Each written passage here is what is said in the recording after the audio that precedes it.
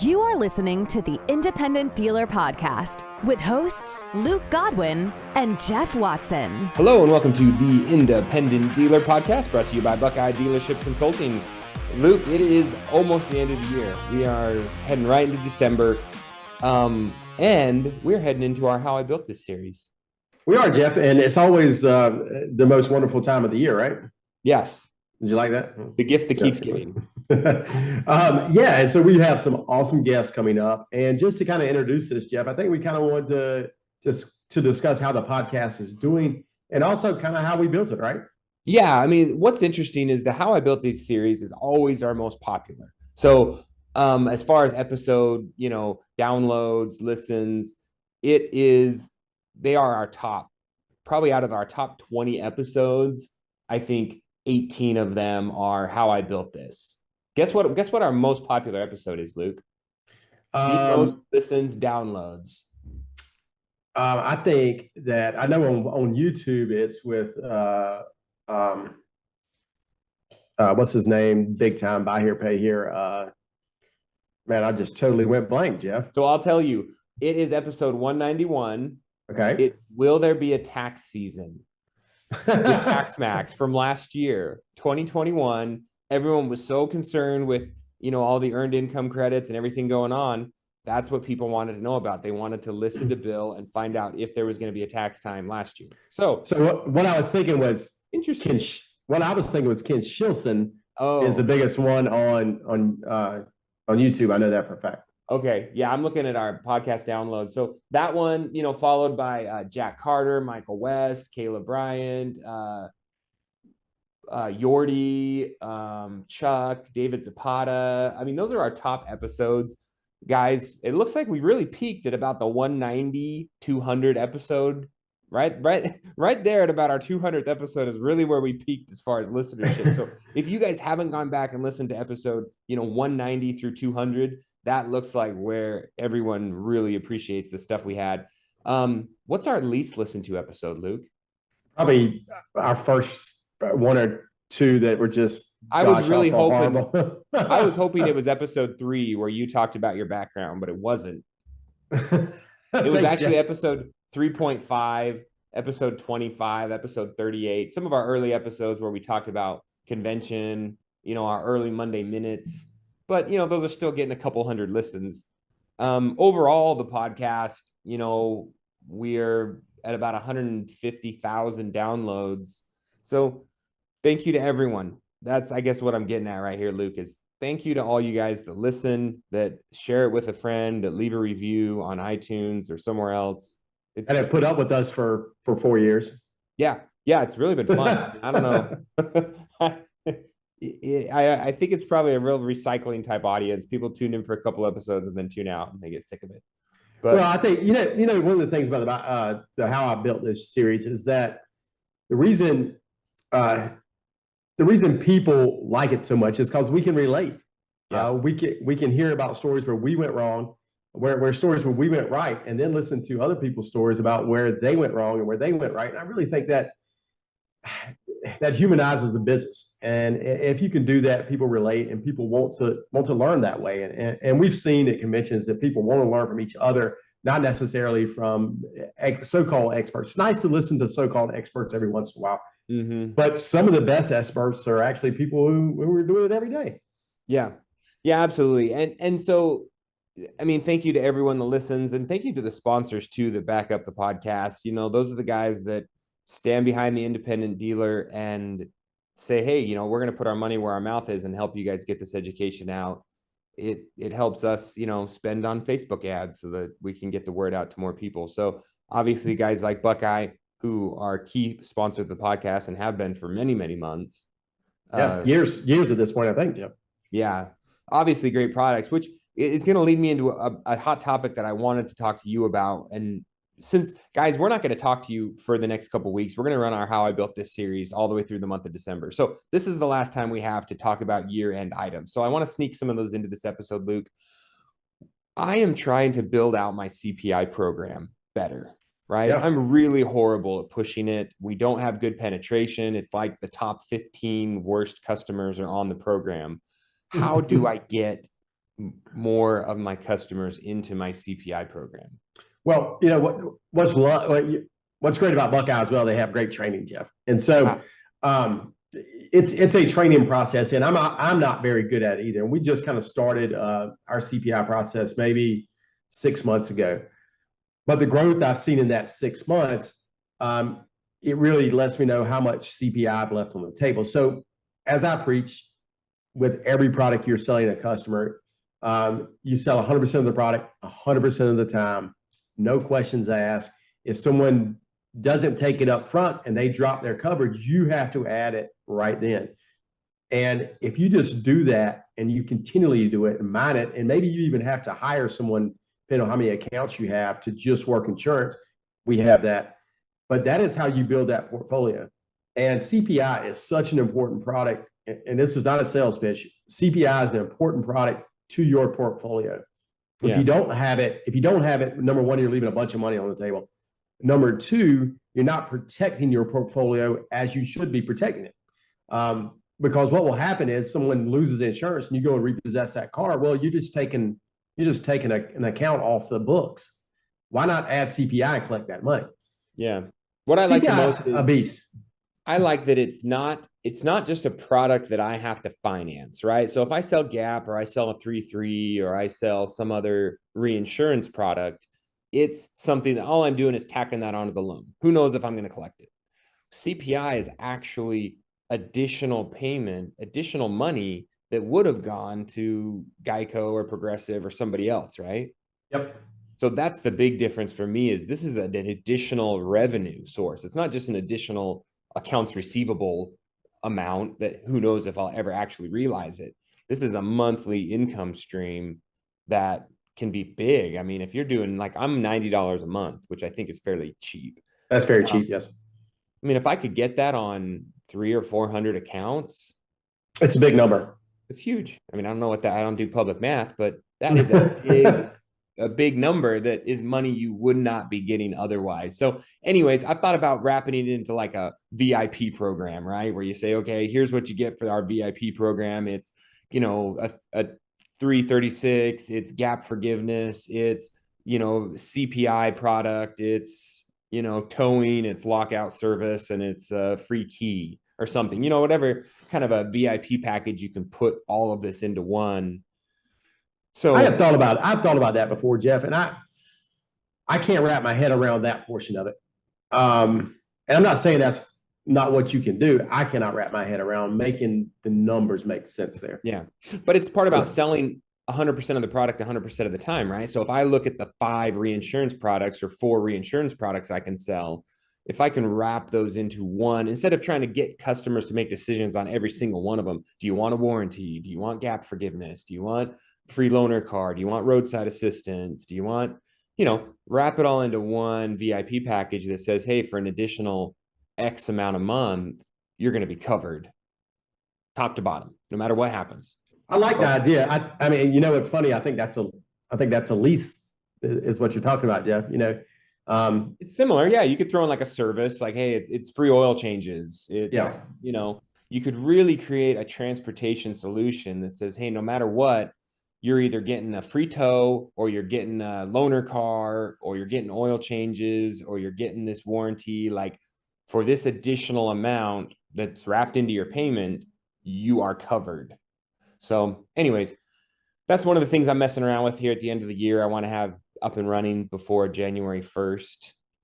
The other thing is looking at my numbers, and I'm wanting to get my management team together for like an offsite goals setting session, right? I've been reading that book Traction, and it's been referenced a ton of times, the EOS system, and part of the big thing they say in there is that you need to have your annual offsite meeting with your managers to go over what your next goals are quarterly, annually, do these projections, but to take it away. Don't just try to do it on like a Friday morning when everyone's calling you and bugging you in the office, but to actually go take 24, 48 hours, leave the dealership, go somewhere else, and just kind of have an intense goal setting planning session. I like the idea. I'm not sure that I could implement it in mine because we have some single mothers in our office that are actually managers. So I think it'd be kind of hard to implement it. And so what we've actually done, and people may notice or not, I'm actually in a new facility today. I'll how do I undo this, Jeff?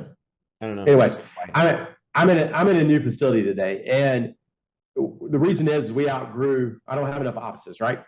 And so my new office is in another building we have, part of our service facility, and it's huge. And I've got a big conference room here inside of my office, monitors, whiteboards, all this.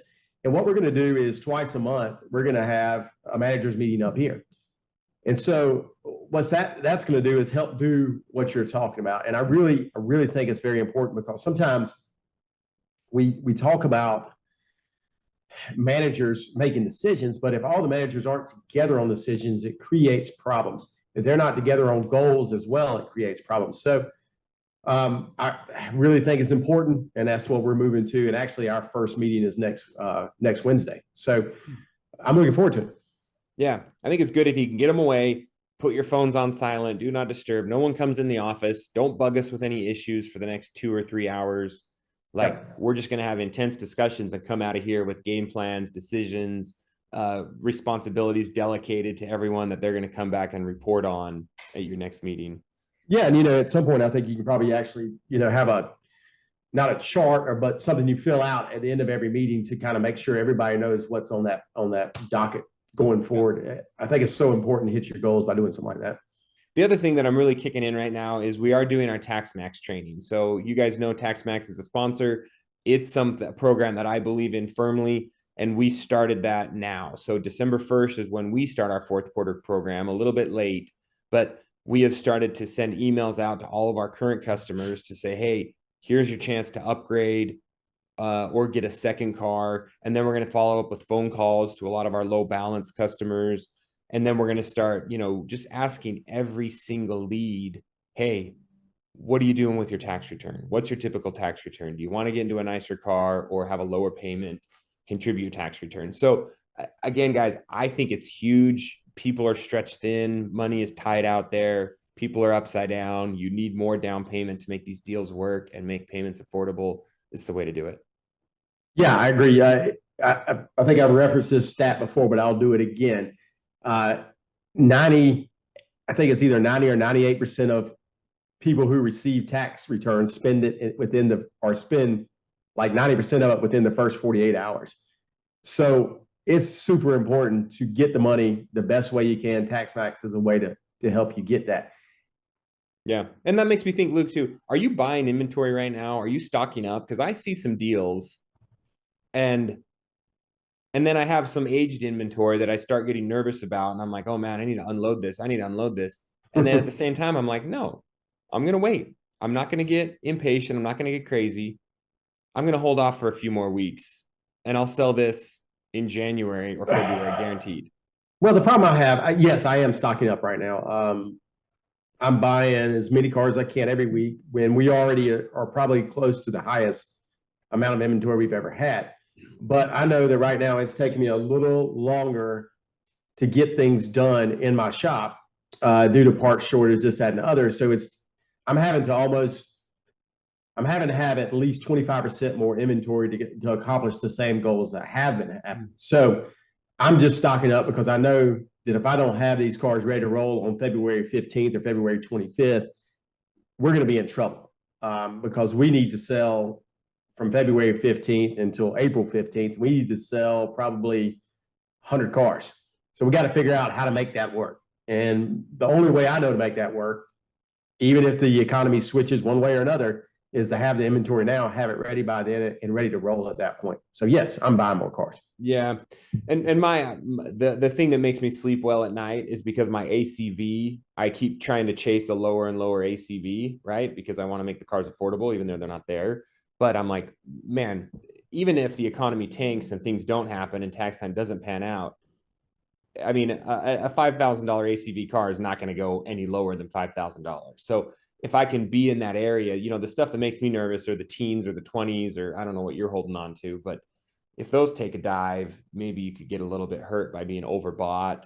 But I don't think, I think I'm in a safe spot. I think inventory under $20,000, you're probably okay. Is the way I look at it. Because if it does drop 10%, it's not dropping that much. If it drops 20%, it's not dropping that much. Yeah. So yeah. I'm also getting a lot more repos in. So that's one thing. And again, Passtime, great sponsor of the podcast. Thanks to them, I get my repos back super fast. So that's been handy. I just, we look at the location, we know the repo decision's been made, and my guy goes and gets it. But having those repos come in is another kind of weird little source of inventory where I have had higher repos this month than the whole first half of the year. I mean, almost the entire year combined. Like all of a sudden in November, I repoed a lot of cars. I did too. But what's funny is that I think we got so used to not repossessing cars over the last 2 years that it seems really, really big, right? And it's not as big as it really is. Historically, if I look back, my worst repossession month is I think June, August, and December. And I can't tell you why, but that's kind of the way it falls. Mm-hmm. And if you look at this year, it's kind of the same exact way. November may be bigger than December just because I've looked at some accounts and said, it's time to be done with this. Mm-hmm. Yeah. It was definitely, that's what happened for me in November. I said, hey, I want to get ahead of this. I don't want to have all these things just come crashing down in December. So yeah, I pushed a lot of them into November, people that we just needed to cut the cord on. And I'll probably have a whole nother stack of them in December to cut the cord on. But on the upside, Luke, I'm not going to have any income tax to pay because I will have made more money for 2022. So, I guess there's that upside, right? Well, I don't have that problem, Jeff. But I hope that we can weather the storm here a little bit with these repos. More than anything, a repossession hurts your psyche. And so you start grading a little worse for this, that, and other, which, luckily we have, underwriting programs that help us not do that. But it's still, if someone's on the borderline and you have to put your mind into it, and if you've repossessed a bunch of cars, you don't always make a good decision. So I kind of, and even when it comes to buying cars, if you're taking a lot of repos in, you go, oh man, well, I don't need to pay this much for these cars because our repos aren't bringing anything. I don't know. It's just a bad mindset to have to deal with. That's just my opinion. Yeah, it definitely is. You get scared of certain makes and models because you see yourself repoing them more often and you're like, crap. Okay, I'm not buying any more Grand Caravans. Like, it just seems like nobody wants to hold on to them the second they have a pickup. Yeah, I've been quit doing that. But I've got one or two no buys we actually put on our list that were really good sellers of ours. But unfortunately, a lot of the repos in this last 2 months have been those cars. For mechanical reasons, you think? I think the people who buy them and mechanically. So what you'll find a lot of times is sometimes cars appeal to certain audiences, and those audiences don't maintain their cars properly. Mm-hmm. And so you start getting them repoed a lot. Now they may be further along, but when you get them repoed, you realize the reason the loan failed was because they didn't maintain them and they drove them too many miles. And they're too expensive to repair at that point. And so you have these huge losses on cars that really probably would have lasted with the right person would have lasted. So we just decided to put them on our no buy at that point. Interesting.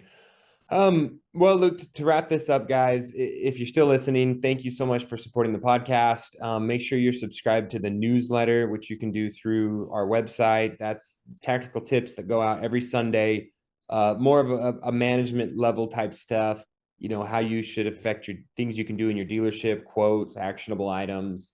We'll be focusing a lot more in there about year-end tasks the next couple weeks, things you should be doing at your dealership before the new year, and then things you should be doing when the year wraps up to look back and see how things performed and then be able to project out for 2023. And the last thing I want to encourage people to do before we get off and before we turn you over to how I built this for the rest of the year is, if you have not contacted your CPA and talked about what you should be doing in the month of December, today is the 1st of December, right, Jeff? Mm-hmm.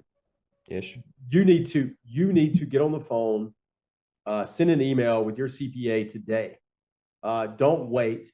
Make sure you have at least through October wrapped up very nicely so you can make projections, because most people don't make money in November and December. That's going to probably not happen. So wrap it up, go ahead, prepare if you've got to make some changes or have to take some tax advantages, do it, because today is the day to do it, not tomorrow.